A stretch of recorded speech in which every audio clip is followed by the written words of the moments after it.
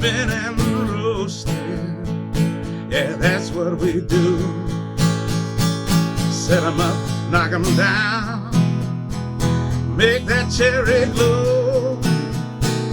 Whiskey and cigars, the gentleman's cologne. Cheers, y'all.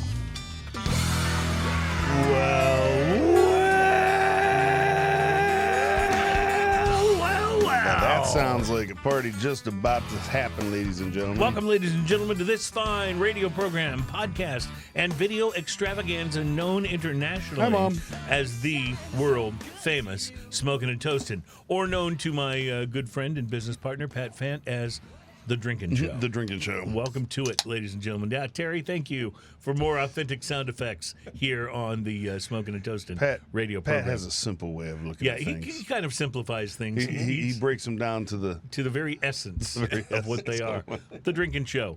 Welcome to The Drinking Show and the Peanut Butter Pretzel Show, because that's what we munch on, the Kirkland brand peanut butter pretzels. See, I just gave them free advertising. We munch on those just to have something in our stomachs because we're not a sponsor, but also just to be a little more transparent about it. If some other brand had a bigger container of it, we'd just go right to that brand. Right, because you know what they do have in a bigger container, though? Have you seen the round cheese puff balls from Kirkland? Yes. That barrel is like this big. It's amazing. Like it's like cheese puffs for you and everyone you know for the next year. We might need to get one of those. I think we should. I think we should. And in fairness, the peanut butter pretzels are filled with peanut butter. The cheese puffs are filled with air. Yes. So it takes more of Then them. we come in here about why is there an orangish, yellowish sheen on the microphone? Who is a sponsor of our program, and we're proud to recognize them, is our friends at Lone Pint Brewery. They are our show beer sponsor for this month, and we love their beers. I continue to enjoy Yellow Rose, their Smash IPA, one of the best IPAs in the world, in my opinion. I'm going one bigger. I'm going Jabberwocky. Oh, you went Jabberwocky, so that's the big IPA. What is the This is the ABV Imperial IPA coming in at 8.5%. There you go. All See, I right. swapped. I did Jabberwocky the other day, and the Rose. I today, would Little drink Rose. this floating down the river. Yeah, they also have the Little Rose, which is the lower ABV and lower calorie version of that. And Ian brought, when the sponsorship was established, Ian brought like a 16-pack of that to my house. And because they're lower ABV, you can drink more of them. So, the thing is, 16-pack never made it into the studio. I picked up some cases of beer, and then I called you. I said, Cruz, or what are you doing right now? You're like, not much. What's up? I said, do you mind if I stop by and drop off a case of beer? Yes, I mind. No, what are you talking about? But the Little Rose was in its own package. It wasn't separated into 6-packs. Carrier. So what you did is you took the Little Rose and you said, I'll bring some up to the studio. Right. Yeah. I figure if Trump can get away with just making stuff up, I can. It's right? never You happened. can just say stuff. Yeah. Yeah. And you didn't say when, so I'm not holding it to you right now. Right. But Mexico's going to pay for the wall, and I will bring some of those Little Roses into the refrigerator here at the studio. I bet you will. Yeah. Well, welcome to the program, ladies and gentlemen. We're excited today because we're going to talk about the Mount Rushmore of craft breweries. A recent article, polled some, beer industry heavyweights and some bartenders about what they thought, if there was a Mount Rushmore for craft breweries, who would be on it? And it isn't just about like who's the biggest or who's the best or necessarily even who is the first, but who is the most influential.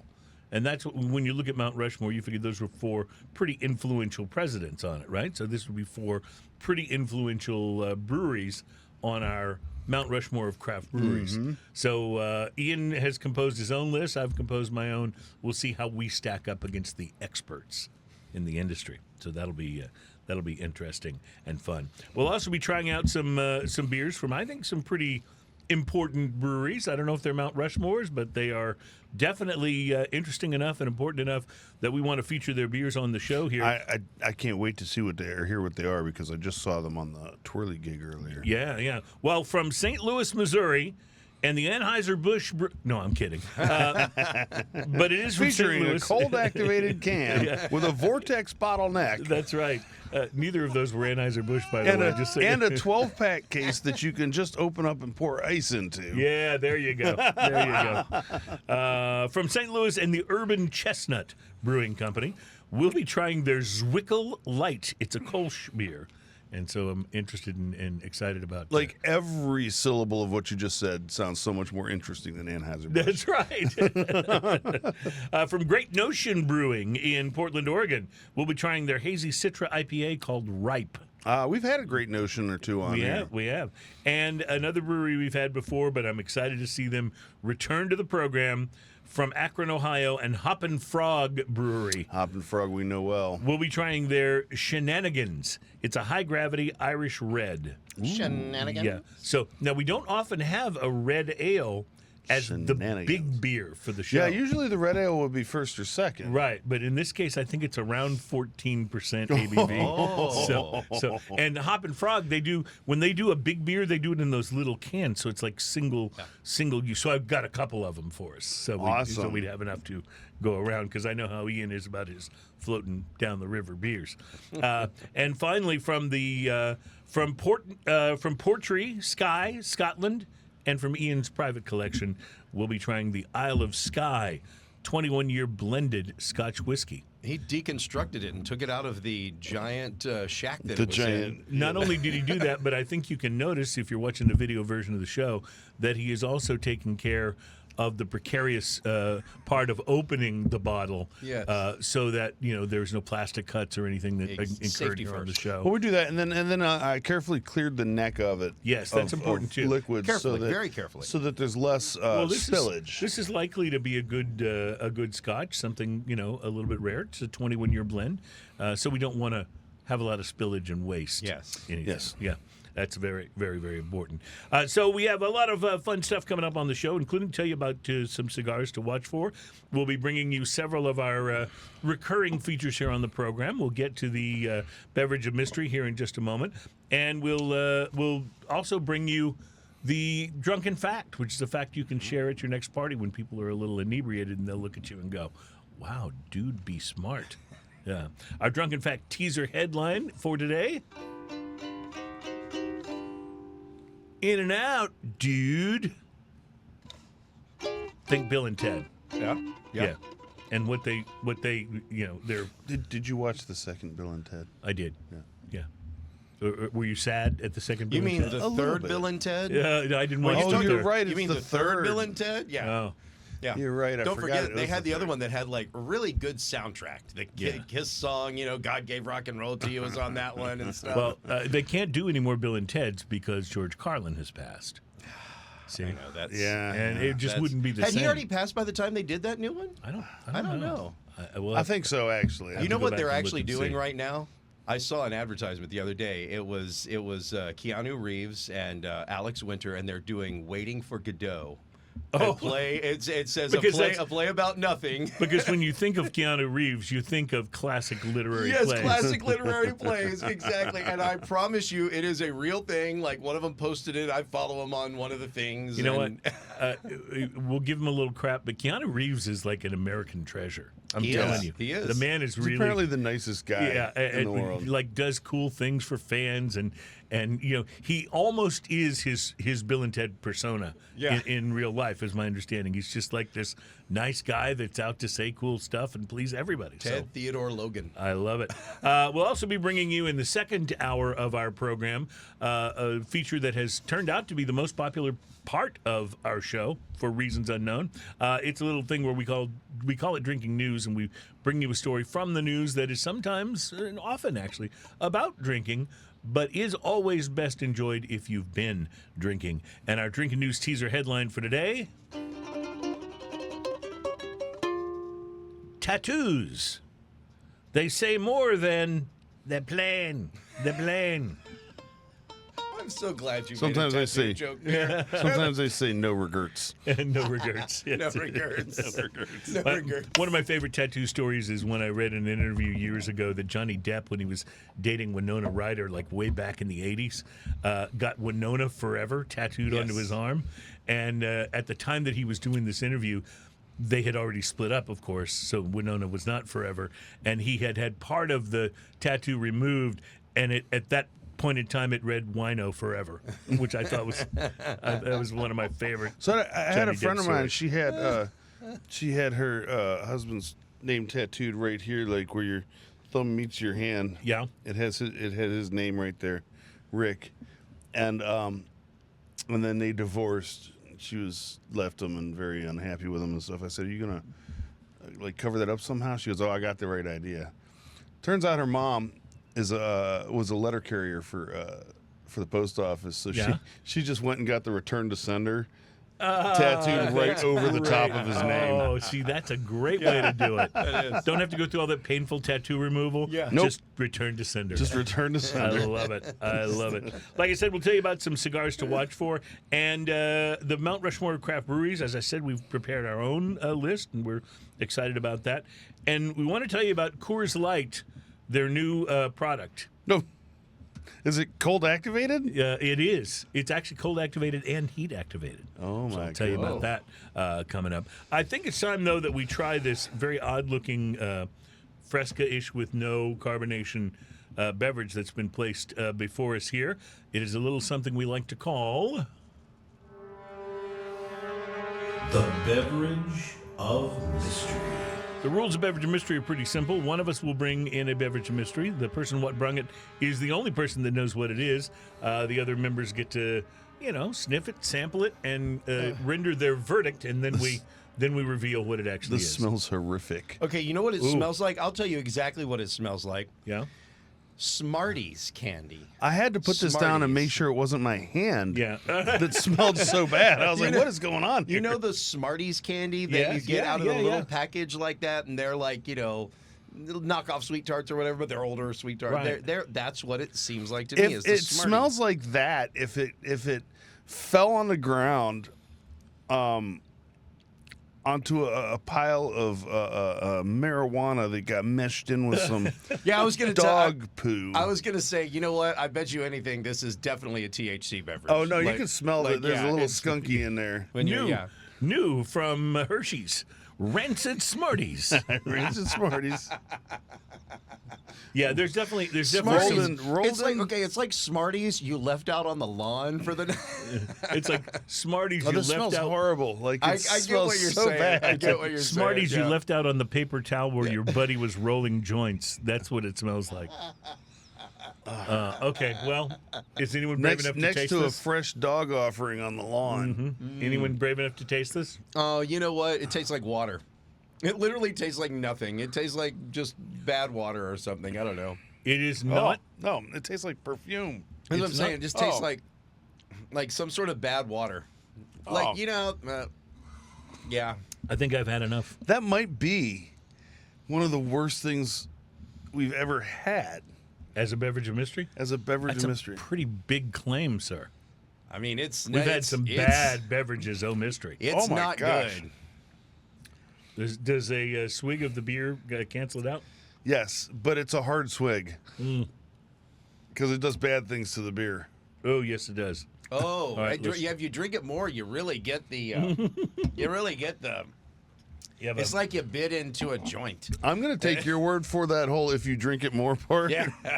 Because much like the smell my finger or hey, is this milk bad? I'm just not going there. when I did, It's just milk bad. does Taste it, this man. look infected to you? I think Terry is usually the one who is most accepting of our beverages of mystery, and so I gave him the largest pour. Yeah, So, and it was not. Ian, not you have a good. question for me as we go to break? Is there a beverage of mystery in your pocket, or are you just happy to be here today? I'm happy to be here, but not nearly as happy as I usually am when things are larger. This is a can of gelato weed water.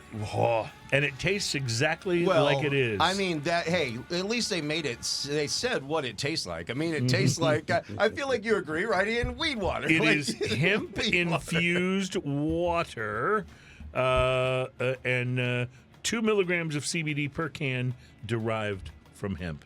So there you go.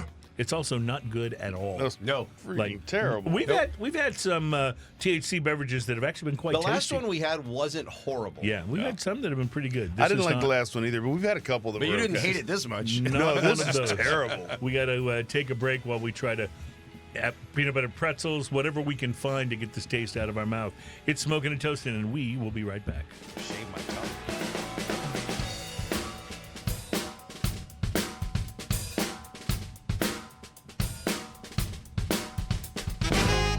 Welcome back. It's Smoking and Toasting. Our program is all about craft beer, fine spirits, and hand-rolled cigars.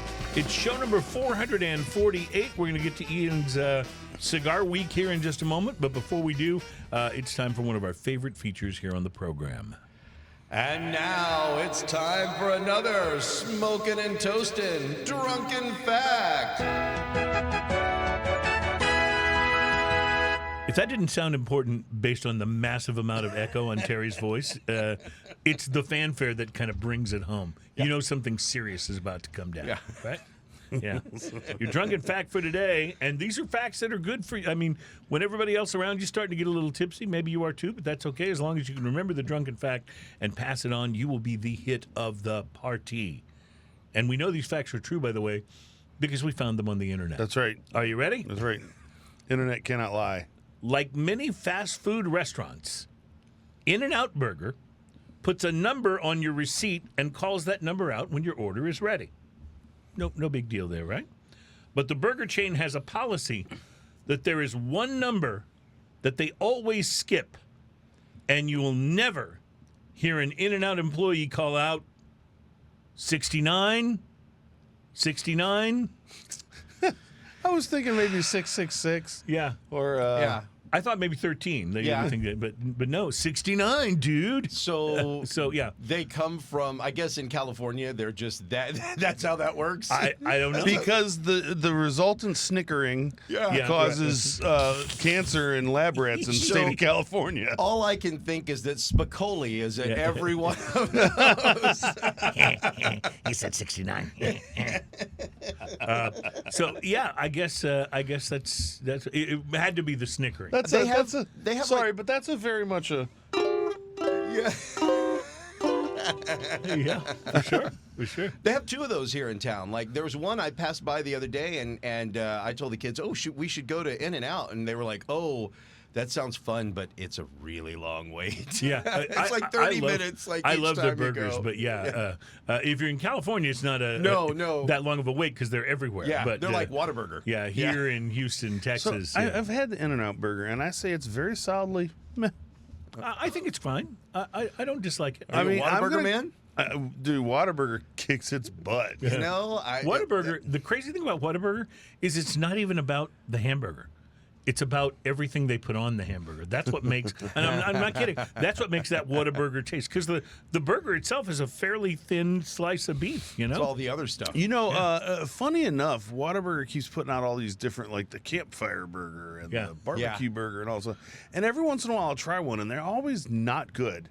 I don't know. But Some the of them are classic, okay. I like the some of them. classic Whataburger is 100% good every The time. number 5 with bacon and cheese all all day I know, long. Yeah, all I buddy. know is I get there and I go, oh, that campfire burger looks interesting, and then I get to the register to order. I'll go Whopper with cheese, everything on it. Yes. Same order Same every order, yeah, time. same order, yeah, Same that's- order yeah. every time. Yeah. Ian, you have any opportunities to smoke anything interesting this week? So last night, and because we're recording on a different day due to Labor Day, I had a panic moment sometime around 11:31. Oh, I need a cigar review. cigar review. gotta smoke a cigar tonight. I got to do it for the show, honey.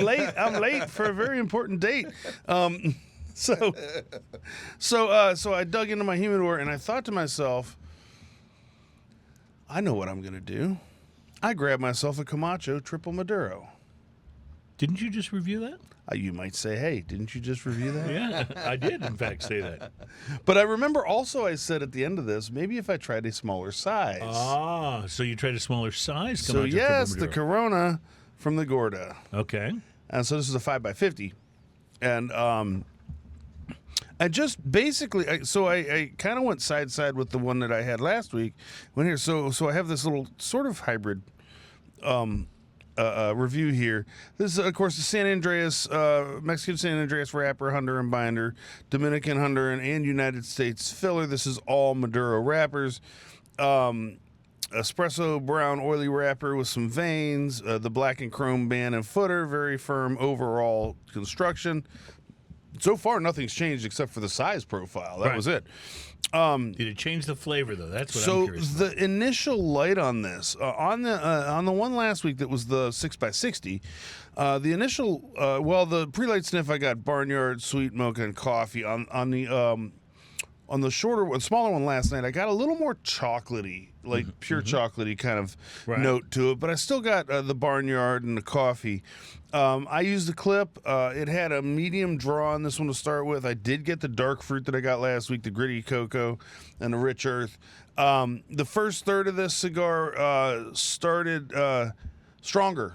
It was bigger. It was punchier. It wasn't like a Nicaraguan pepper blast, but it was a big cigar. This Maybe cigar, from it being more compact? I think so. Yeah. A little more wrapper to filler ratio. Yeah. So not to beleaguer it too much, the proposed pairing, I went with the same thing. I had my last little bit of George Dickel 15 and the Scotch ale with it. Yes, I had both. The flavor profile remained consistent all the way through. The pepper stayed vigilant all the way through. It did not change profiles at the end like the bigger cigar did. It didn't go into straight coffee on me. It stayed chocolate. And this thing smoked as long as the Gordo did, by the way. And I didn't have any unevenness with it whatsoever. Price to quality. This is a $9 cigar. I'm going to give it a 5. You're getting what you're paying for on that. But I got it for about $2.50. Oh, so your price to quality is even. So it gets a 6.5. Yeah, for sure. Our price to quality scale, just as we go to break here, for those who aren't familiar, it's a 1 to 10 scale, but 5 means you got what you paid for. So if we rate something a 5, it means it was worth its asking price. If it rates above a 5, it means, wow, it punched above its weight class a little bit.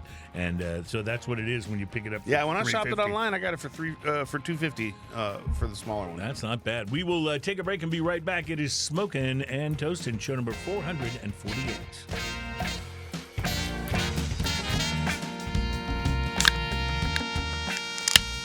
Oh, that was sharp. I like that. Welcome back. It's Smokin' and Toastin', show number 448. Our program's all about craft beer, fine spirits, and hand-rolled cigars. Love those Now, we things. like to point out that we do a lot of organic sound effects here on the show, which is, out of a quest for authenticity in part. But it's also because for years, our company was actually too cheap to buy a sound effects library. So those times apparently have passed. The company recently invested in a sound effects library, but I'm pretty fond of the way the beers sound when you open them. So I didn't want to just go It's to pretty authentic. I didn't want to go to a canned sound effect for that. So I thought, how can we let corporate know that we appreciate that they invested in this? And I thought, well, let's just do a sound effect of the week feature. Terry will choose a sound effect from the library. He'll play it for us, and you and I have to guess and see if we can correctly identify what that sound effect is. I'm on it. So let's do our sound effect of the week. Okay, I'm ready to get duct tape. Take it away, Terry. I stand by it. It's duct tape, yeah. It's duct tape. Actually, that's Scotch tape. Play it again.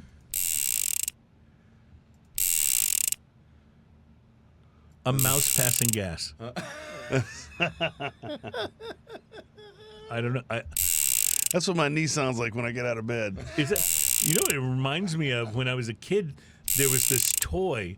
It was like a race car, and you put this handle thing in the middle of it. Yes. And you pulled And it you out. zip it. Yeah. Made, those the, were made the awesome. wheels turn really fast, and you set it down, and vroom, the car would go racing off. So it reminds me of pulling the thing out of there. I have no idea. What is it? Is it a wrench, like a torque wrench of some kind? Like a ratchet, maybe? No, it's not a tool. It's It's not a something tool. spinning. It is something spinning. It can't be a top. They don't make that noise. No, they don't. I give up. Do you give up? And it's not duct tape. Well, partner, Yeah. All right, Terry. you What know is what it? time it is? It's high noon. Oh, it's winding the clock. No, it's a revolver. It's a the revolver. spinning of the Spinning revolver. of a revolver. Oh, the wow. spinning of the revolver. It sounds kind of tinny for that. It's like a 38 though. Like I have a 45 or a 44. I mean, Yeah, and it it's more like a little, 22. It sounds a little more massive than that. I don't know, Yeah, that's- revolver chamber. This is Wow. No, I don't think I would have ever got that. I don't think I would have ever gotten that. I'll tell you what I did get, though. I got a chance to smoke a very interesting cigar this week. I smoked the Oliveros Gran Retorno Maduro Swing. That's the easy Toro for you to size. say. The Oliveros line of cigars is the brainchild of Rafael Nodal, kind of a sister line to Aging Room. Although you can usually find Oliveros cigars for a lower price than most of the Aging Room releases. This week I smoked the Gran Retorno, which is Spanish for Grand Retorno, or the Grand Return, if you will. Maduro Swing is the designation, and Swing is the designation for the Toro size. Rafael Nodal is a big music fan, kind of like the guy from Avo? Avo, right? So there's a lot of music terminology. So swing is, referring to the musical style of swing. Anyway, the swing features all Nicaraguan tobacco, and that's where the cigars were rolled at Plasencia's factory in Nicaragua. A very nice looking stick, dark Maduro wrapper, a few light veins, and a pretty classy band. The pre-light, lots of barnyard hay and grass, some funky earth, and a hint of coffee on the cold draw. I went ahead and lit the That cigar sounds pretty up. good already. I noticed right away that the first flavors were much different from what I was expecting from the pre-light. There was no trace of barnyard or hay, but it did have a kind of funky earthiness, a bit different than the earth notes that I get from a lot of the A.J. Fernandez Nicaraguan blends that I smoke. And this had a little underlying sweetness that I admit took me a minute to get used to, but it was kind of nice. I did pick up a bit of the coffee note as well, but nothing resembling the barnyard and mulchy hay that I'd gotten on the cold draw. So the burn started out a little bit crooked from the get-go, so I used the lighter to touch it up during the first third, and so far, so good. Second third added cedar and maybe a little pepper to the flavor mix. The pepper most noticeable on the retrohale. Overall, the flavors complemented each other quite nicely, but the sweetness that I mentioned made me think of this as pretty unique for a Nicaraguan puro. The burn remained uneven, but not a huge problem. Final third intensified the pepper just a little bit. Coffee remained noticeable, and I also picked up a hint of dried fruit, all of which was very pleasant.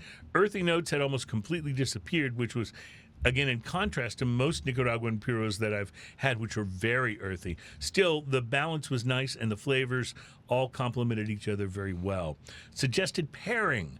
I would pass on bourbon and on rum because I think the sweetness of those spirits might quarrel a little bit with the underlying sweetness of the Gran Retorno Maduro. I'm thinking maybe like something maybe a little sharper, like a reposado tequila or maybe a mezcal. Maybe the Yubal Añejo artisanal mezcal from Oaxaca that we had on the show a few months ago. Just has that kind of smokiness to it that I think would really kind of complement this cigar very well. The Oliveros Gran Retorno Maduro Swing was a really good cigar. I like the profile of AJ's Nicaraguan Puros a little better, but here's the awesome thing about the Oliveros. This is a $5 cigar. Wow. And I got this one in a box of 20 online for even less. Wow. You almost can't find a $5 cigar that's not a Fuma or a Second these days. Right. That's any good, at least. And the Gran Retorno is, in fact, very good. At $5, I'd give this cigar a 6.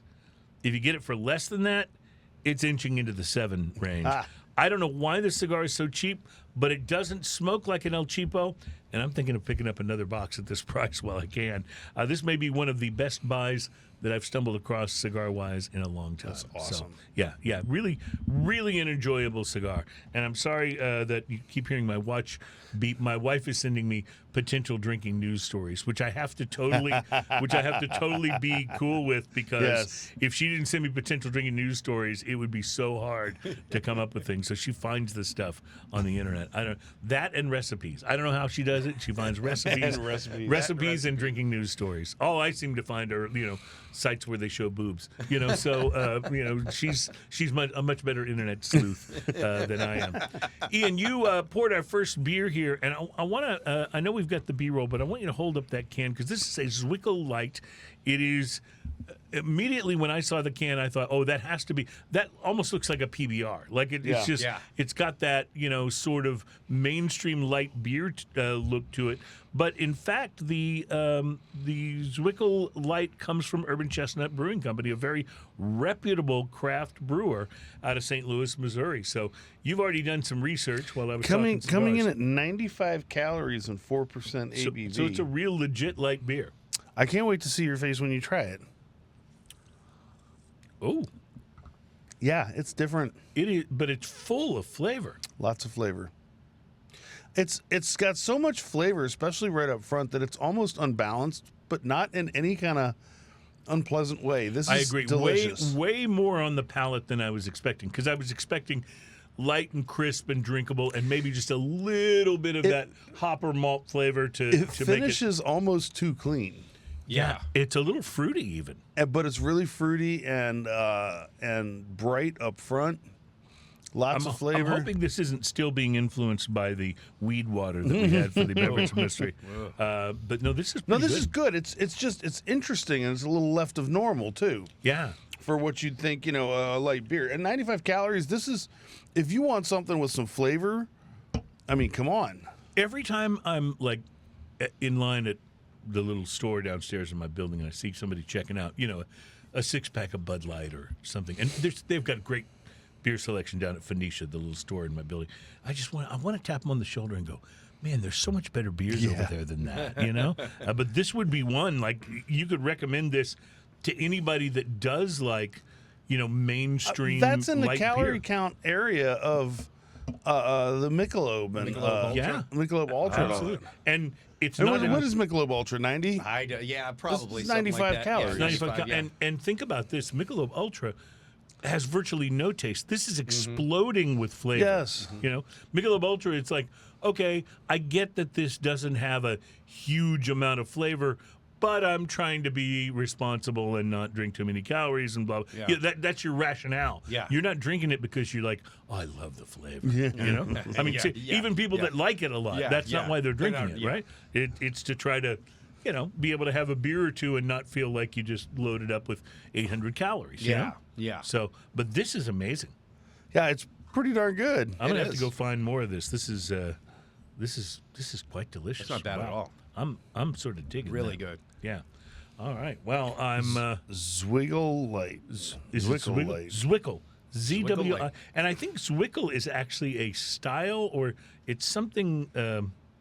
It's something that that has to do with beer, I believe. UrbanChestnut.com is their website, and you can check them out. But yeah, that's good.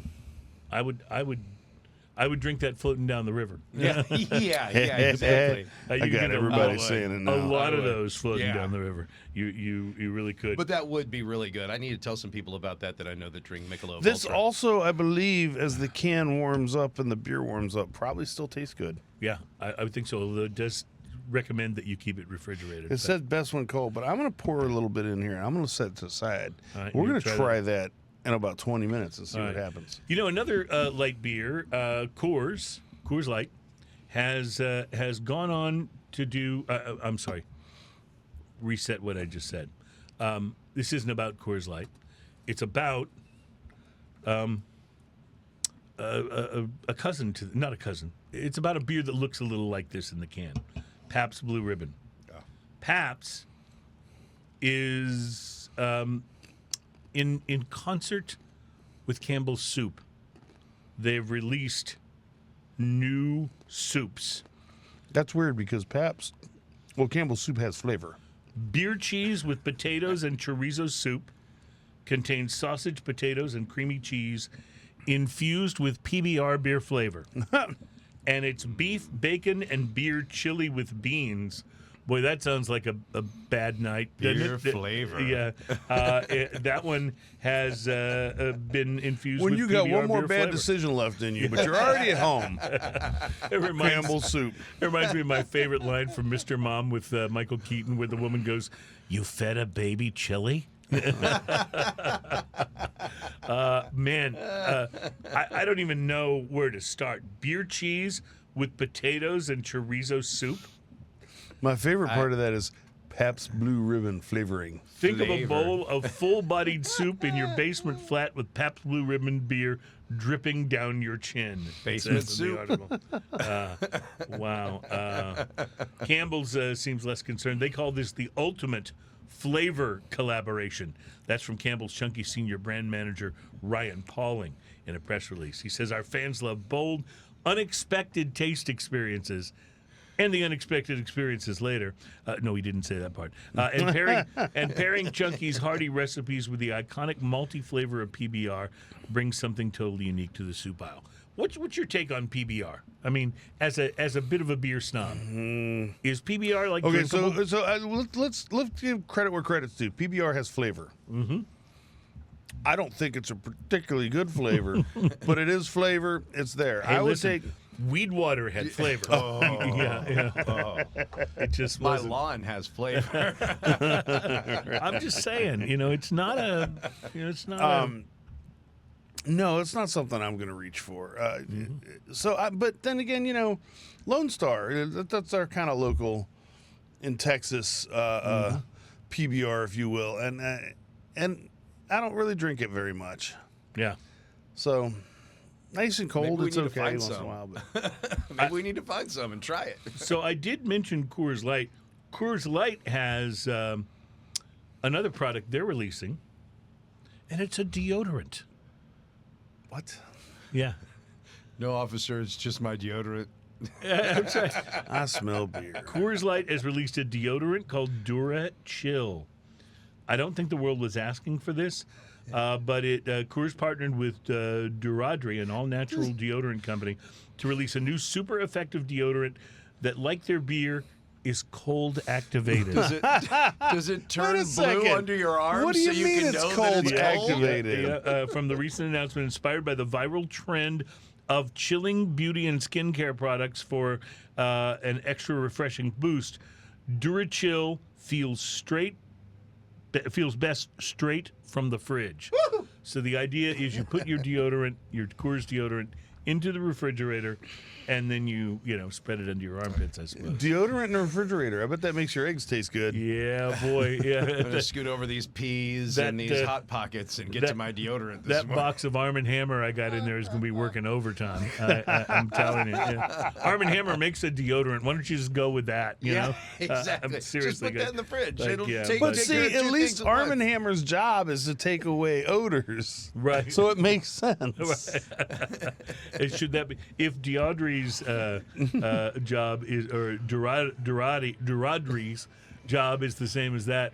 You can see why they paired up with Coors Light, because if it can kill the Coors Light, it should be able to kill whatever thing you got going on underneath your armpits. Coors Right? Light left in a can outside the next day is a very specific smell. It does not say. It's not good. It does not say in the press release, by the way, whether the can or the container of the Coors Light deodorant, whether the mountains turn blue when it's cold. The stale doesn't the say. stale beer stench is real. Yeah, and it's under my arms. Come on.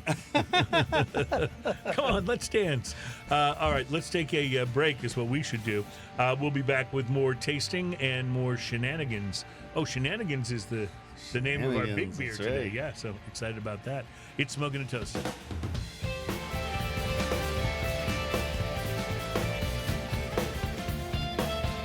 Welcome back to Smoking and Toasting. Our show is all about craft beer, fine spirits, and hand-rolled cigars. Welcome back to the program. It's show number 448.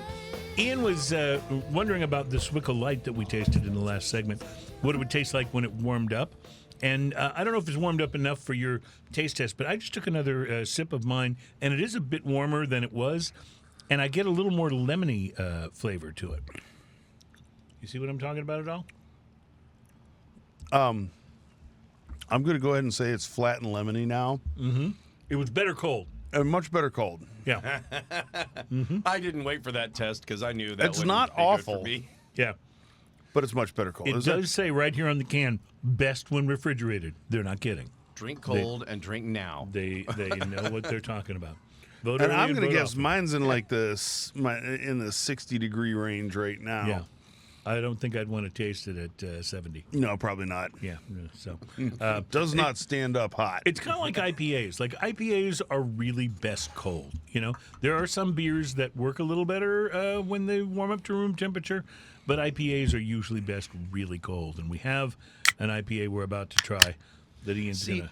I don't like when it loses carbonation either. And, I agree. I'm one of those that's like, if you open up a 2-liter soda, it's done in 4 hours. Like I can't drink it anymore. Like It's a that's single it. serving. Yeah, it's A buddy of mine is like, well, I can't. If you leave it for the next day, I think it's flat.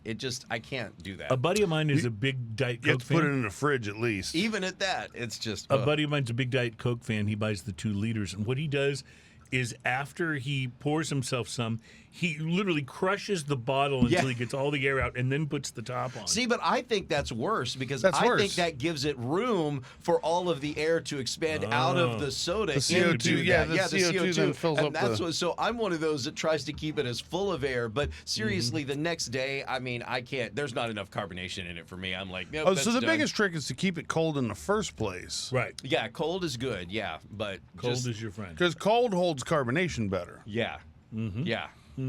You've seen those. You probably have a friend that does this when they open a can of, like beer or soda, and they don't drink the whole thing. They put a little rolled up paper towel in the in the can hole in the top. Like that's I'm gonna pretty sure that does yeah, nothing. that's gonna Yeah. do No, something. I think that really that It might just, keep the flies out. Yeah, Yeah. no. It just says here, throw this away later. That's yeah, it designates it in the fridge as throw this away later. target for the trash can. A recent article in Vine Pair, which is a really good website. Vine Pair talked to a lot of brewers and bartenders and asked them for their recommendations for if there were a Mount Rushmore of craft brewers. What would go on that? And as we sip our IPA here, the Ripe Hazy India Pale Ale from Great Notion, I thought I would go through a few of these. And I want to mention, Ian and I both did our own lists. And there's a number of ones that you're going to hear on these lists that are on mine, because there's some that I think are just obvious, right? For example, Hill Farmstead. I'm sorry, I got ahead of myself here. The Vine Pair writer at large, Aaron Goldfarb, he picked Hill Farmstead. He picked Sierra Nevada. Which that's a pretty important, influential. We'll get back to Hill Farmstead in a minute. He picked Samuel Adams, Boston Beer Company, pretty influential. He picked Russian River, which pretty big deal. They're the guys that did Pliny the Elder and Pliny the Younger. And then Hill Farmstead, they're a Vermont brewery, and I think they're just one that has really, really impressed him. He says they're magnificent Vermont-style pales and IPAs, farmhouse ales, stouts, and barley wines. All were flawless. Many, like Society and Solitude number 3 and Civil Disobedience number 15, were transcendent. When you're describing a beer as transcendent, that is a pretty big deal. So we'll get to some more of these in a moment. First, did you have something you wanted to say? I didn't mean to cut you off there.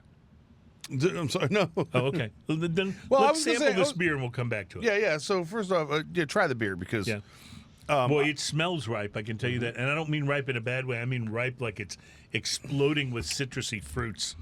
You ever get an orange when it's at that perfect perfect place of ripeness, and it just has maybe twice the flavor of other oranges? Yes. Or the little cuties. Yes. Those, Yes, definitely when they're in season, that's That's what this reminds me of, is that flavor. Pretty good beer. Yeah, it is. Great Notions. They're a very respectable brewery. We've had their beers on the show before. They're out of Portland, Oregon. There's no small amount of great breweries in Portland. But these guys really kind of show up, and I love the can, the skeleton eating the hops with the crow on his shoulder or blackbird, whatever that is. But ripe, hazy Citra IPA. Obviously, this is bursting with Citra hops. Yeah, but I mean, not in a way that makes it pine coney at all. No, but it's so juicy and fruity. It's quite delicious, actually, and well balanced too. Yeah, to be honest, I don't know that I was expecting this much balance when I look at the can and it's the skeleton patriot guy eating hops. You know, There's a sweetness to the malt too. Like you got to get it in your palate and kind of ruminate on it for a moment, and then before you swallow. There's a sweetness to the malt that kind of sticks in the palate that makes it so interesting because it gives it a malty. Instead of you said it right, sweetness. It's a sweet. Yeah, it gives you a malty finish on it with a kiss of hops. It's not the other way around. It's It's just so interesting. It's a very good beer. Interesting is right though. It's got a little more funk to it than some of the hazy IPAs and juicy IPAs do. But there's a little bit. There's a little bit of almost resinous hop to it, but it's just a little bit in there making it interesting. Like you reminds me a little bit of St. Arnold's Juicy IPA. I don't know if you remember that one, but it has a little bit of the same flavor to it. That close to the rind. That's what I was going to say. I really taste that orangey. like orange, but like that white part of the wine rind right there. It's that really, that's what I'm tasting. I get that. That is delicious. Courtney Eisman is a beer writer and contributor to Vine Pair. Here are Courtney's picks for the Mount Rushmore We're of craft call breweries. it Mount Gushmore. Mount Gushmore. I like that. Sierra Nevada. They say it's hard to imagine a Mount Rushmore of craft breweries without Sierra Nevada. Hard to imagine American or even global craft beer without Sierra Nevada. They also picked Dogfish Head, which I think is a good pick. I mean, they kind of paved the way for really creative craft beer brewing.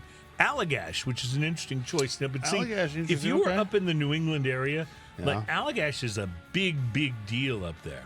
And finally, Bow and Arrow, which is interesting because I'm not super familiar with Bow and Arrow Brewing. Are you? No, As they say, it represents the future from their storytelling with its beer to local, often indigenous, farmer-grown ingredients. So there's a lot more here. Ian and I have also done our own personal picks for the Mount Rushmore or Mount Gushmore. Mount Gushmore. As Ian put it. So we'll get to all of that in the second hour, plus drinking news is on the way, and we have some very interesting looking whiskey called Isle of Skye to taste. That's all coming up at Smoking the Toast.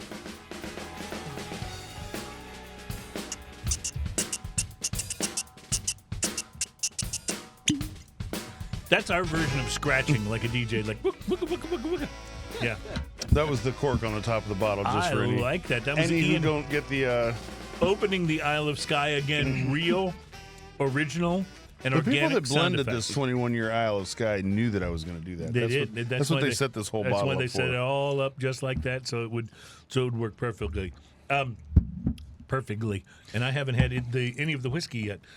So while Ian is pouring the Isle of Skye, 21-year blended Scotch, which we're about to taste, and I just want to thank you for bringing in such a lovely beverage. That's a really nice move on your part, sir. Thank you. Well, this was a gift from a friend of mine. Now,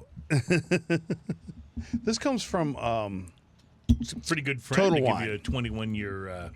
this comes from Isle of- Total Wine. And Total Wine, left to their own devices, will definitely pitch you on their house brands. Oh, have you noticed this? Yes. Yeah. And this is one of those. Oh, it is. I did Yes. not realize that.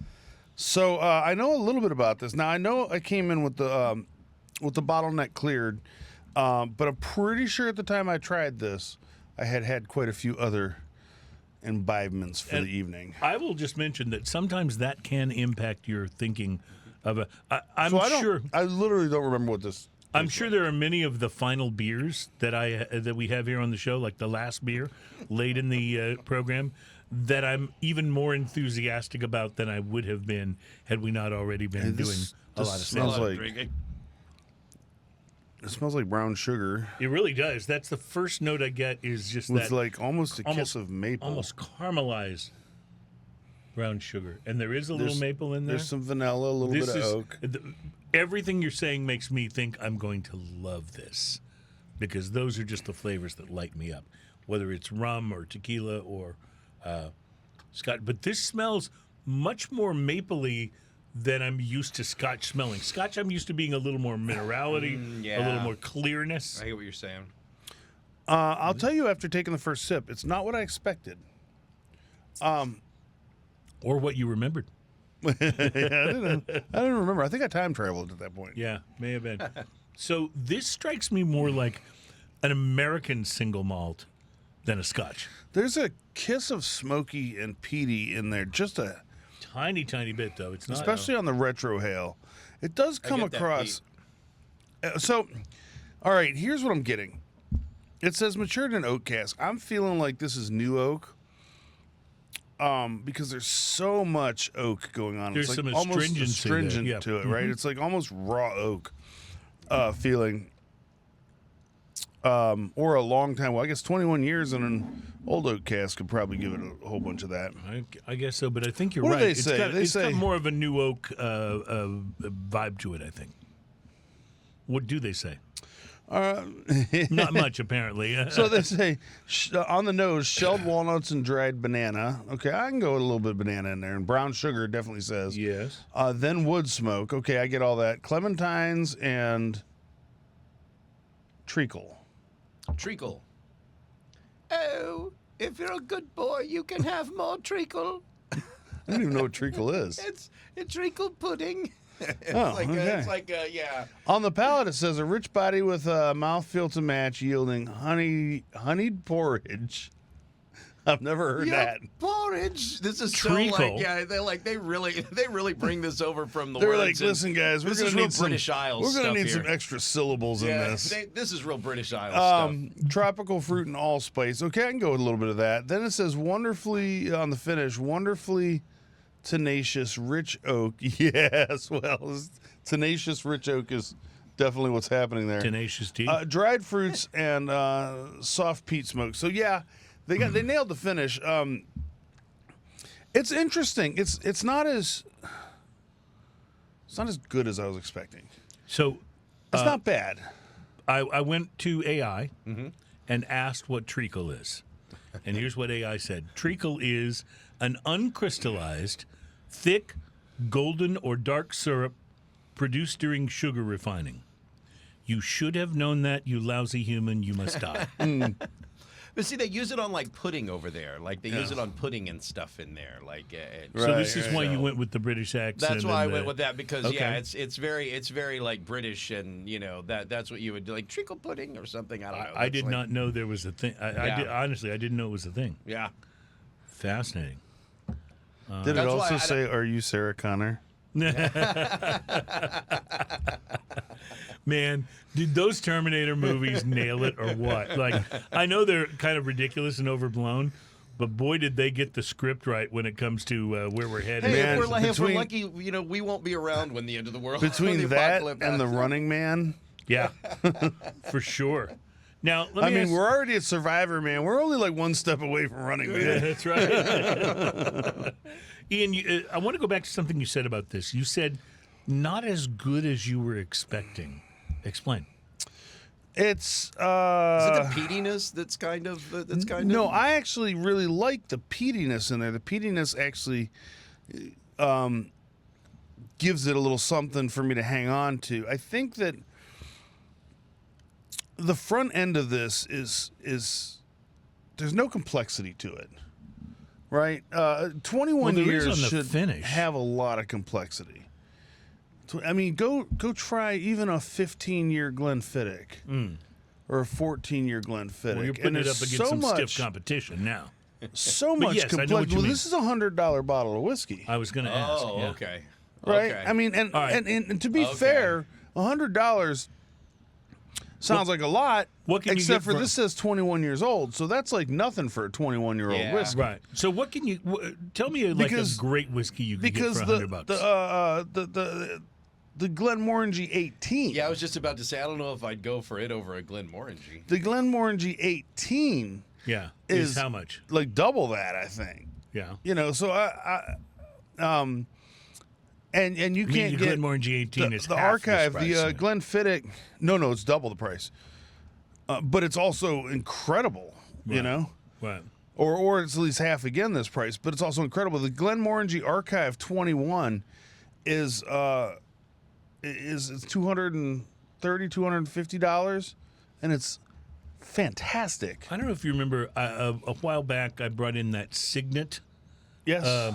And we all just absolutely raved Yes. about it. I think was a 12-year. I think that is less than this. It's like $70. Right, and so And it was a barrel this, I don't think this is a bad whiskey. No. I just think at $100, like the nose on this is the first thing I get on the nose is the raw oak. It smells like young oak, and it smells like but it's a blend. So, I mean, there's got to be something 21 years old in it. Yes. I don't know what the ratio is, but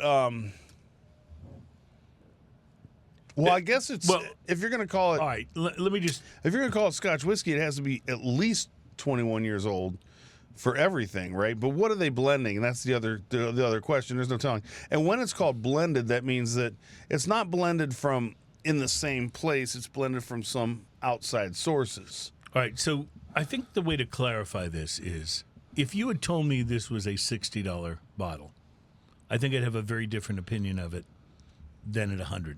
Yeah. $100 bottle of whiskey puts you in some, at least for my It money, puts you in some pretty stiff competition. rarefied air. Even being good, I wouldn't necessarily, if I was going to the store, wouldn't necessarily go, oh, I want it over my Glenmorangie even 10.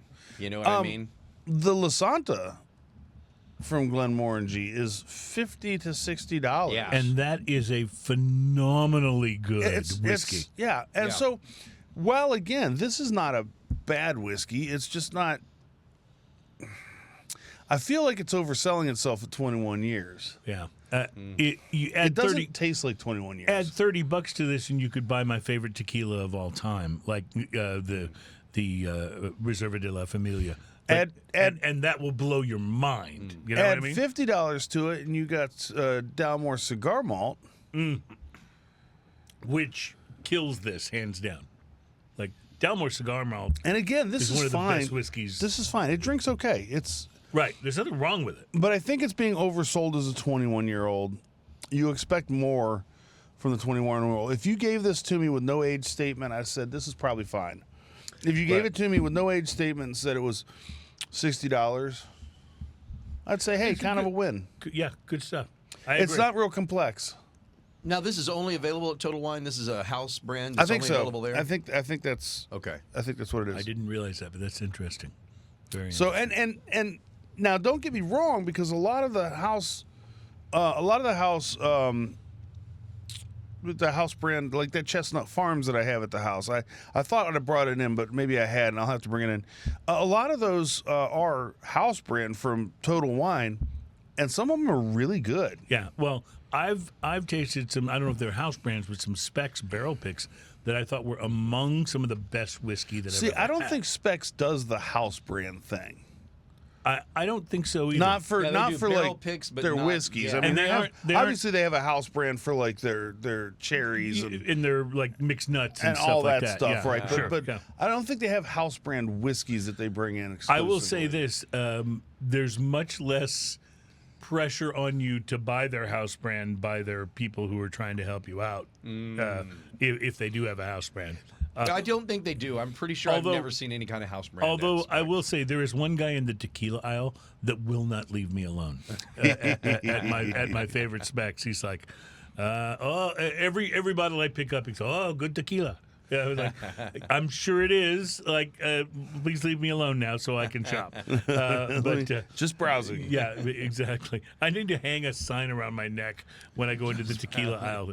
Just browsing, dude. Just browsing. Yeah. But no, honestly, they aren't This nearly is my tequila as, browsing T-shirt. You are right about tequila, about Total Wine. They are a little more anxious to get you to try. Well, their, and they're gonna their house they're gonna steer you towards that, especially if you don't know what you're looking for. Mm-hmm. They're like, oh, we got some stuff, ding, ding, ding, ding. See, You didn't know what he's looking and they're for. brilliant. They'll give you samples of it right there. That's the reason, I guess it is I always go into Total Wine and I know exactly what I'm there for. Right. And I walk straight to it. Let me just mention though, for all the things we've said about this, I'm actually very excited to pour myself a little bit So, more of it. so again, I can't not reiterate. bad. It's not bad. No. no, it's not. It's at not all. bad. I just think for $100, there would be other stuff that I would pick. But I gotta say, and this was from my buddy Ralph, and he picked me 3 really nice bottles that day. He got from. I need a friend like that. Jeez. Right. This was for my birthday. It was this one. It was the Chestnut Farms one, which is another house brand. And they don't tell you that, by the way, at all. Yeah. That these are exclusively house brand stuff. But then also there happened to be a bottle of E.H. Taylor in there, small batch. Oh, dude. So I was like, man, you were there on the right day. Yeah. No kidding. No kidding. Well, So- I will say this is good. If any of us have given you the impression that it's not tasty and wonderful, it is. But the price tag is what's giving us pause. I'll tell you what, man, the presentation is almost worth the price yeah. tag. I mean, look at this beautiful box. Oh yeah, yeah, This is gorgeous. It's And- actual wood. yeah. And you mentioned to me that when you take the bottle out and you take that little holder and you put it back in place, it kind of Yeah. snaps So back this like a magnet. this holder holds the cap in place basically at the top. So you got to tilt it, put the bottom in, put the top in, and then you got to put this holder in there, and it's held in by a magnet. It just goes like you put it in, and it just snaps in place. You can hear it. I'll let you hear it You click. could hear that, yeah. Nice. All right, we got to take a break. We'll talk a little more about this and get back to our Mount Rushmore of craft brewers. Coming up next, it is Smoking and Toasting. Oh, and drinking news is on the way.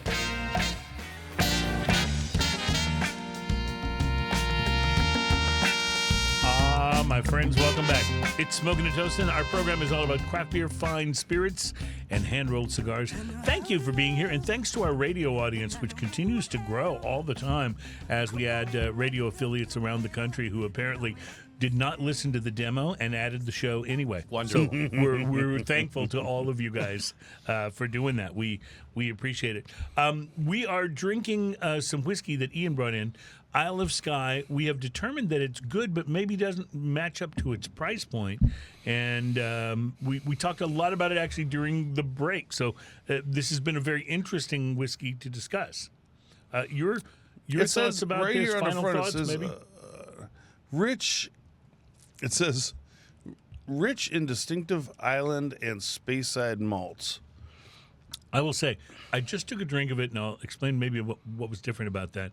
But for the first time, I got a tiny bit of smoky peatiness out of the flavor. You haven't really tasted that before? Not really, not distinctly enough See, I to feel like to I was comment getting on. quite a bit of it.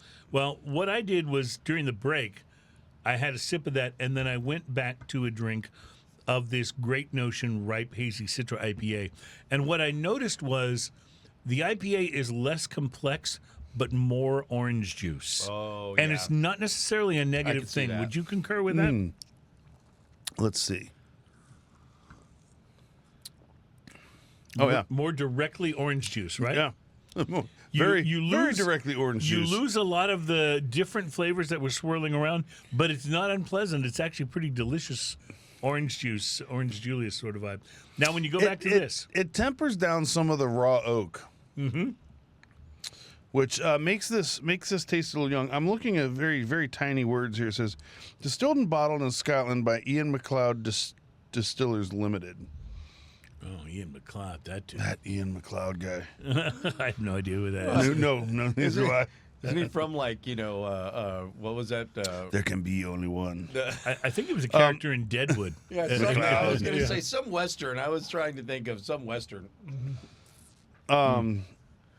Again, it's drinkable. It's actually pretty good. It actually I just bang for the buck. I think at that price point, there are two $50 whiskeys that will bring me more joy than one of these. Yeah. And this is not to not to what's the word I'm looking at? Disparage? To disparage, yes. To disparage this because it is nice and it was a wonderful gift. But at that price point, it's, we talk about the price to quality thing in here. I think it's lacking in the price to quality This range. is where you say it's the thought that counts. It is. Yeah. And my buddy Ralph is awesome. Want to talk about a couple of these brewers and get to our list real quick, because once we get into drinking news in the next segment, like all bets are off. It's all over. Mandy Nalich, who is a Vine Pair contributor and the author of a book called How to Taste, A Guide to Discovering Flavor and Savoring Life. I want to read that. That I like sounds flavor. wonderful. Yeah. Picks the Mount Rushmore of craft breweries. She picks Samuel Adams, Boston Beer Company, which is a good pick. She picks Bell's Brewery. So there's something to be said for a brewery that's been making solid American craft beer since 1985. Yeah. Russian River is also on her list. And The Brewery, The Brewery. which is Bruery. We had a brewery beer on here. I Last think week. It was last week. Man, that was good. That just that was one of those big bombers that just blew us the F away. Close, but no cigar, no edit needed, Adam. Brad Jaffe, who is the longtime drinks writer and co-host of The Sipping Point. Ooh, what a great podcast name, The Sipping Point. He picks Sierra Nevada. He picks Brooklyn Brewery. Now, that's an interesting. Brooklyn Brewery I is like interesting. Brooklyn Brewery. Yeah. Yeah. He picks Russian River, and that was it. I thought he was going to speak. Did I miss one? Oh, Sam Adams. Also picked Sam Adams. And then Beth Demon, who's a Vine Pair contributor, picked Yangling, which I thought was interesting, Sierra Nevada, Russian River, and Bell's. Yeah. So I'm curious about yours, Ian. What would you pick if you were doing the Mount Rushmore of craft breweries? Who would you pick to be in? Let me talk about a couple that didn't make the list, and not because I don't think they're important, but because I think I have good reasons for the ones I picked. But Okay. Yingling would have been on the list. Would have And been I on guess- your list. Yes, I think so. But here's what I picked, okay? And this is in no particular order. This is just kind of where it hit my head. Anchor Brewing. Anchor, the Anchor Steam, the people in Anchor San Francisco. Steam, yes, that makes Anchor sure. Steam beer. Okay, they were craft before The craft was first even real craft cool. beer in the United States. Yes. I mean, and they've been doing it for years until they finally sold 5 years ago, Yeah, they got shut down. and then got it back. Yeah. It's kinda But I cool. think that their history and the fact that their beer was one of the I could get it here in Texas Right, you can get you it know, almost anywhere. way back before again craft beer was even cool. You could find Right. it most places For sure. and that's an achievement, my friend. Sam Adams is another Yes. one. Sam Adams, Boston Lager, the whole company, their whole pitch in the '90s and the late '80s. You know, I'm not the golden-throated pitch man, and Right. and he would talk about smelling the hops and those kind of things. It was educational. It was- Absolutely, yes. He took a complete. They took a complete educational standpoint on this. Let's teach 100%. people A about Carvel of beer. beer. Stone IPA. Yep. Stone IPA because they pushed the limits of the West Coast IPA. Yes. They pushed the limits and they still kept it balanced and Yep. good. Yep. And one more. Last but not least, Dogfish Head. Push your limits. Like, that's outrageous beer. Yep. They did a beer that was like from King Midas's day, and they call it King Midas. The recipe that old. All right, I'll give you my four real quick because I know the music's playing. Sierra Nevada, just because they popularized the whole IPA and pale ale trend. Sam Adams for all the reasons that Ian talked about. For me, New Belgium. These are the guys New that Belgium, do. yeah. They do that whole Voodoo Ranger thing, man. These Hard to guys disagree with New have been Belgium. huge. And finally, my fourth one is St. Arnold, right here in Houston, Texas. These guys are so important and so overlooked as the oldest craft brewery in Texas. But as people, I mean, these are the guys. Do you remember when they used to do Divine Reserve and people would line up for hours? Yeah, so I thought about that, but I went a little more national. I got you. I'm a homer. Okay, it's okay. I'll admit to it. All right, we got to take a break. Drinking news is next.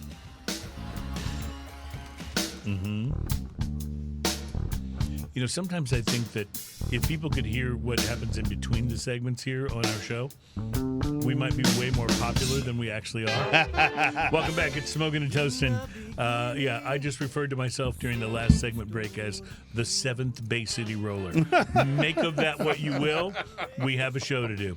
We'll just keep Strange moving on. happenings today. I ordered well, you know it's coming into hurricane season, right? Yes. So I ordered a generator that's supposed to be in on Wednesday of next week. Oh. I just got text message. It's ready today. Wow. Amazon Prime, dude. Madness. It's from Lowe's, really. Oh, yeah. Wow. Crazy. So you're Not a ready. sponsor. So we what's know great- whose house we're going to when the hurricane happens? Yeah. So yeah, I got a generator that'll have enough wattage to run my portable AC unit. The important thing, Right. I mean, at least there. one room in the house is going to be cool, right? That's right. That's right. That's right. And then This and is at the same Houston. time, it'll run a refrigerator. And just remember who gave you that portable AC That is unit? true. That is There true. you go. Yeah. So when you're deciding who to invite over, Yes. when the zombie apocalypse hits, make sure you remember who gave you that portable AC Right? unit. Yeah. When you hear these words, here, Cruz, load these clips. Yeah. Speaking of loading things, it's time for a load, my friends, of drinking news. Ian, if you could take us to the bridge, please. Drinking news, drinking news. Now it's time for drinking news. Drinking news, drinking news. Now it's time for drinking news. A Florida man with one arm said he had a gator for a pet. When asked about his absent arm, he said, I had to take my gator to the vet. drinking news, drinking news. Now it's time for drinking news. Cheers, y'all. That's still my favorite, by the way. I love that one. I think Mary rocks. I love that one. Yeah, and she doesn't sound like that in real life. I don't know where that came from. Well, before we get to today's main story on drinking news, a quick detour to our favorite drinking Wait, news it's a locale. main story? Usually it's Florida. Well, before we get to our main story, we're going to take a quick detour to our favorite drinking news locale of all time, Oh. which would be Florida. Or woman. Now, listen, we've all been there, right? You have a neighbor, an annoying neighbor. They always park their car just a little too close to your property, and it makes you so aggravated that you decide to do something about it. We've all been there, right? Well, that is the story of Marcia Morgan, a Florida woman. Florida woman. You were a little late on the pickup on that. He was doing I the was car just- parking blues. I was though. being bluesy. Oh, okay, I got you. Marcia Bad Morgan, neighbor blues. a Florida woman who was arrested last week for disorderly conduct and resisting an officer. Now, Ms. Morgan had enough of her neighbor parking too close to her property line. So she did what any of us would do. Wait, any of us? Because too close to the property, not like over the property line. Too Just- close. just Too too close. close. Too close. You're just too To close the property my line. She decided You're to too wrap close to my on my yard. property. Yeah. She decided to wrap her neighbor's car in toilet paper. Oh, Now- that sounds fun. Now, that in and of itself would probably not land you on drinking news in a spot here on this feature. But this particular Florida woman didn't just TP her neighbor's car. She did it in style. Already used TP. Marcia Morgan of St. Petersburg committed her act of rebellion while wearing a hot dog costume. Florida woman. Please tell me there's video of this. Because, of course, she did.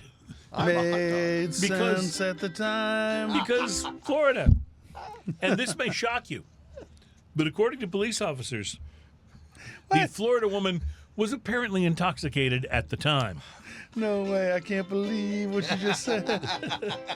I don't know about you, but if I was constantly parking too close to my neighbor's property, they wouldn't even have to TP my car to get me to stop. Just show up in the hot dog costume, and I will keep my car and everything else I own as far from you as possible. What kind of weird gatekeeping is that, though? You're parking too close to my That's property what I'm line. saying. Like it's not like, hey kids, get off my lawn. It's hey kids, get off of my almost being on my lawn. Yeah, right. It's like, but I love the thought of her sitting inside the house going, she parked close to my property again. I'll show her. Get the hot dog Get the suit. hot dog suit. You know somebody said, and I quote, hold my beer. Honey, where's my hot dog costume? It's at the dry cleaners. Oh, damn. But our main story in today's drinking news involves tattoos. Although I don't have any myself, I've always liked tattoos. Thinking back to my dating days, I always believed that if I was hitting on a girl and discovered that she had a lower back tramp stamp, my chances of getting lucky had just gone up dramatically. Same thing happens with a guy, by the way. Now I realize If they have a tramp stamp. Nicely put. Nicely put. I realize though I've heard. that that's probably not fair. I mean, there are probably a number of very nice, very chaste women who have a tribal design featuring the Playboy bunny and reading "It ain't gonna spank itself" just above their waistline. So, I apologize. I'm sorry, Lord. Bless the pygmies in Africa. But perhaps even more daring than the tramp stamp is the face tattoo. Now, I'm all about expressing yourself however you feel. I mean, I love me some Jelly Roll. I love me some Post Malone. But see, with Okay. face tattoos, you don't have to express yourself anymore. But also, Your let me tattoo just. says it for you. Can I point out something about both of those guys that you just mentioned? Very good guys. I like their stuff. Post Yep. Malone, I like all that. But, you know, being in radio, I was around when Jelly Roll and those guys, I remember the first time he walked in, and I saw him right before he was famous, right before, and especially Post Malone. If you look at some of the pictures of him with some of the old PDs that I see, he had no face tattoos. It was after he became famous that the face tattoos became a thing. That's kind of my point. I mean, it's one thing if you're a multi-platinum music star. Yeah. To have a face tattoo. Yeah. And That's your it's brand. It's another if you're, let's say, a common criminal. Which leads us to the story of an Arizona man. I didn't know if you would have anything for Arizona man. It's like, what is Arizona really? Arizona doesn't get its own Sound jingle. wise. Yeah, okay, I got it. Not yet. You guys got some work to do. 21-year-old Carlos Benito Sturgis from Arizona, who made the news recently after a shootout at an apartment complex in Mesa. According to police reports, witnesses say they saw Sturgis and another man arguing on the balcony of the apartment above him, and then when the other man walked downstairs to leave, Sturgis opened fire. The other man started to shoot back at Sturgis, two packing guns, while running through the apartment complex, and Sturgis eventually landed a shot. Unfortunately, it was in an innocent bystander. A witness told police he would have no problem identifying the shooter because apparently the Arizona man in question, Mr. Sturgis, had a full-blown New York Yankees tattoo clearly visible on his forehead. Lost a bet. It took the cops almost no time to locate Sturgis and arrest him, thanks to the prominent tattoo. And it probably won't surprise They you. just had a picture of the New York Yankees jersey. Like, have you seen this guy? Probably won't surprise you that the shooter was out on bond at the time because he'd been jailed last month for, you guessed it, misconduct involving weapons. Sturgis is I'm also as shocked as you. Also- New York Yankees fans. he's also apparently a convicted felon. And see, so much of me wanted to say right here, as are many New York Yankees fans. But see, I'm not going to say that. I'm not going to say that. Sturgis is also apparently a convicted felon, which means he's not allowed to be in possession of a gun in the first place. Oh, so all this shouldn't have happened anyway. But he did have a good Well, excuse. according to a certain contingency of people, if you're not allowed to have a gun, then you simply won't have one. yeah. Right? yeah. I believe that's the way they look at it, yeah.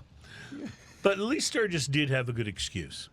He told the arresting officers that he needed the gun because he had, and I'm quoting here, robbed many people in Mesa, and many people want to kill him. End quote. Oh, that's a good excuse for Yes, the police right there.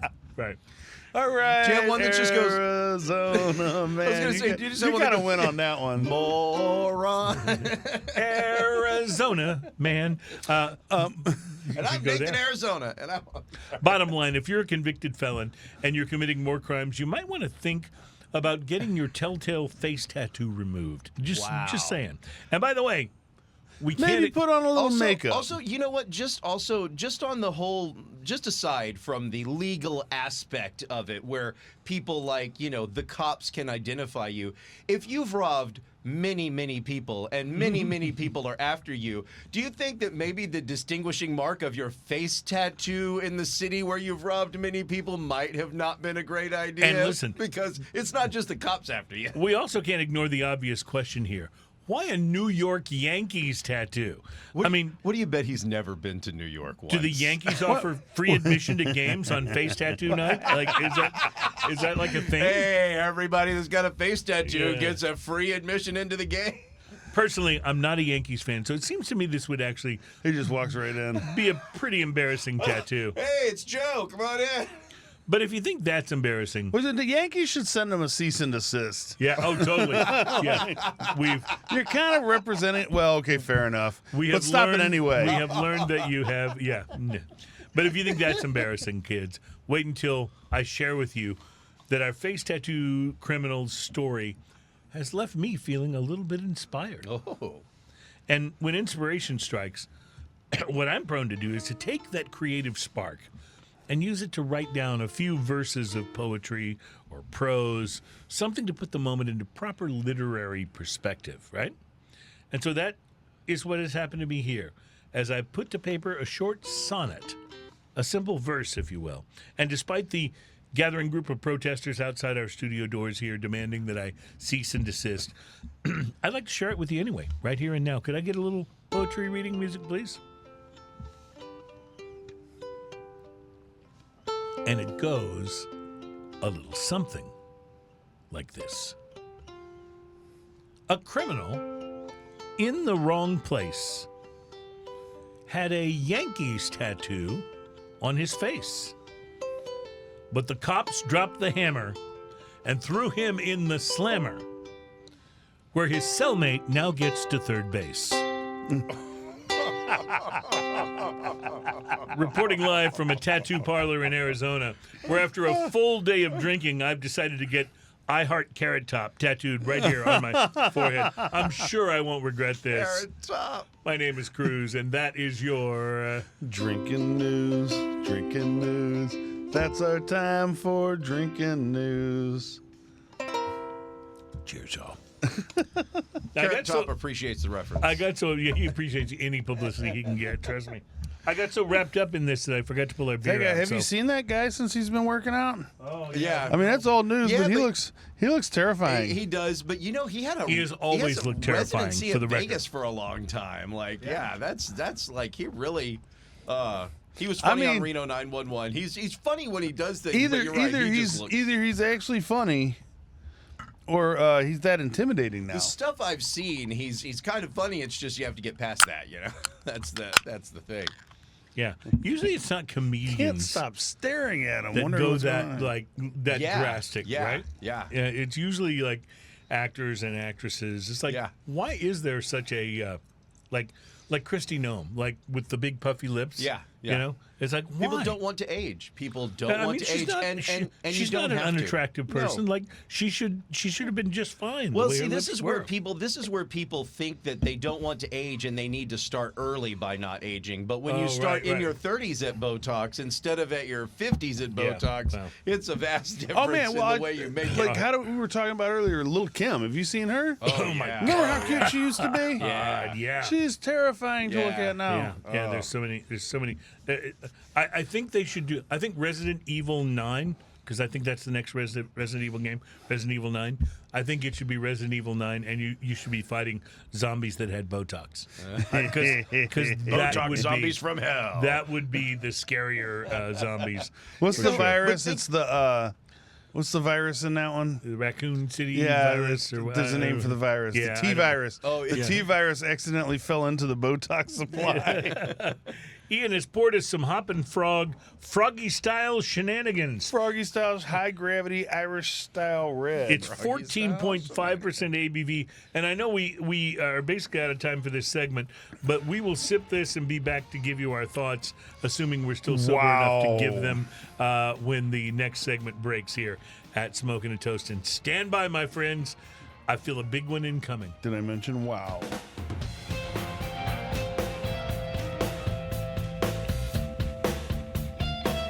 Welcome back. It's Smoking and Toasting. Our program is all about craft beer, fine spirits, and hand-rolled cigars. It's show number 448. Thanks for making it back after drinking news. I know a lot of people bail on the show out of disgust after that segment. So if you're still here with us, we appreciate it because we have one more beer to talk about. And Ian kind of gave it away a little bit before the break, exclaiming, wow, wow, wow. But we are trying out the Hoppin' Frog Froggy Style Shenanigans. I just called it Shenanigans in the show notes, but it actually says Froggy Style Froggy before Style it. Shenanigans. So Yeah. Hoppin' Frog, we had their beers before, and they're always something different and always different something and good, fantastic. yep. High gravity Irish style red. I assume high gravity means 14.5% ABV because that's what this baby is. So it comes in a 250 milliliter can, or imperial style, we can call it 8.45 ounces. You could have this can yourself. Like it wouldn't be like opening a bomber Yeah. of something with this high of an ABV at home when you're by yourself doing the dishes. Not that I do that type of thing, but yeah, it would be kind of like that. Except you could go, yeah, I can handle this. This is just a small can, like a what 8.5 ounce can. 8.45. Just under. Rich and malty with layers of lightly caramelized, medium, and highly caramelized dark malt flavor. Dude, this is amazing. These create the perfect balance with an alluring toffee and biscuity flavor and a touch of roasty dryness on a finished slanche. They nailed that, by the way. Well, toffee all day. They nailed that. The biscuity part of it, and the toffee. You don't expect a red ale to be quite this formidable. You know? It's so good. It really is. And you know what? What flavors are you getting in there, brother? I had a feeling you weren't going to take that home with you. Lots of flavors. So because the cans are small, I got two of them, Yeah. right? So I could bring it in and we could enjoy it together. It is quite tasty. So like I said, they nailed it with that discussion. Talk about the toffee and biscuity flavor. The biscuit is You get both of those like right up front. yeah, it's so good. It's such an like a real homey kind of feel to it. The red ale has a little bit of brightness to the initial part of the palate on this, and then it immediately rounds the corner and gets super sweet and ridiculous, like almost a fruity kind of sweet. There's almost a dark fruit kind of note in there as well. There's just the tiniest kiss of not bitter, but maybe even a touch of sour, like a sour cherry. So I'm curious, Ian, your thoughts about this. Take a sip of this and then go back to our whiskey, our 21-year Scotch, blended Scotch. My thought is it makes it taste like a $20 bourbon. Like when you go back. My initial thought was when I took a sip was like, oh, that just turned into a 12-year-old something. Yeah, right. It as if there was any complexity in this before, It almost definitely simplifies neutralizes it. Yeah, it simplifies it. That's the right way to say it. Then, Turns it a little bit into brown sugar water. yeah, you don't get complexity at all. And then when you come back to the beer, I think it takes you a couple of sips to return to the complexity of the beer. Yeah, I would say those two kind of negate each other a little bit. Not in a good way. But second sip of the beer, you can feel that complexity coming It back. does though bring out a little bit of a the oakiness in the whiskey and the oakiness in the Froggy beer. style Shenanigans. yeah, Irish red. they kind of, they're not the same kind of oakiness. They kind of rub against each other in the wrong way. It's an interesting but not good Yeah. kind of comparison.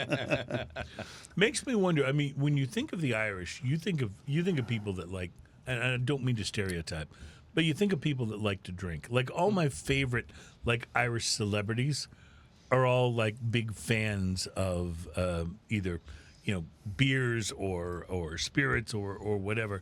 Like I think of like Bono from U2. Hasn't met a pint of beer he doesn't love. The man's a beer connoisseur. There's just so many other Irish celebrities, though, that have given that sort of Guinness style Irish pub vibe, such a major sort of profile, but none of them prepared me for a 14.5% Irish red. Right. This is a different thing. It's very low CO2 as well. This almost tastes like something that they would draw from a keg. Now, if you're not familiar with something being drawn from a keg, that is not a CO2 pressurized keg. That's a keg where you literally have a pump. Right. So whatever drawing out. carbonation you get is what existed in what just happens the liquid naturally in the naturally. beer. Yep, exactly. And there's a certain amount of it that can happen, but it's very light on this, and it tastes great. And also, as it warms up, it kind of gets better. Which is interesting because that was not what we found with the previous beers. Not with the Zwickel Light, which was Although it was delicious, great but cold. delicious cold. I'm loving this Hoppin' Frog. Like, it's funny because I've been sitting on these for a little while, and I was like, we need just the right show for this. And I You've been think keeping them from me. I have been, yes. But ultimately, I brought them out to play. Ultimately, you're doing what's best for me. I understand. Yeah, that's how I roll. That's what I'm all about. Wow, Ian, this has been a fun show, and we've had several things that we really loved, a couple things that we really didn't, at least one thing that we really One didn't. thing that we really didn't. I am excited about what you told me is happening on next week's show. Next week, we're going to have Joel Swift on the show, and he may or may not be representing Eureka Heights. Eureka Heights Brewing, that's where he's from, right? Yes. And they make excellent beers. Well, sometimes he comes on just as Joel. You Right, know? we're fans of theirs. Sometimes he comes on in an official manner, but mostly he's just Joel. You've described Joel, though, as having one of the better and more discerning palates. He has in one of your- the better palates groups that I of know friends. of. Yeah. Yes. Yeah. And I find it amusing that we usually bring him in when we have something. Like, I think the last time he was on, we were trying every flavor of Buzzballs. Yeah, right, exactly. Usually it's something kind of beneath his. So I don't know. Maybe we credibility. should torture him with something next week. Maybe we should have some kind of what's the read off the email to us. Send in if you guys have any ideas for something fun that we could try. Give him that weed SNT at rfcmedia.com. Yes, suggest SNT Give him at that weed water. rfcmedia.com. S for smoking, N for Maybe- N, and T for toasting. Maybe that's what we do is we do like every flavor of the THC water that we could find. I totally should have saved this gelato weed water for when he was here. That would have worked out perfectly. Well, that'll be fun. Maybe we can find some really bottom shelf whiskey or something. It'll be Send in your thoughts. We're going to check those out. Yeah, because we love submitting him to really awful stuff. Have a great week, my friends. Thank you for joining us for Smoking and Toasting. Thanks to all of our radio affiliates, and we will see you next week on whatever the hell this is. Have a great week. Cheers, y'all. Santa Suckerville.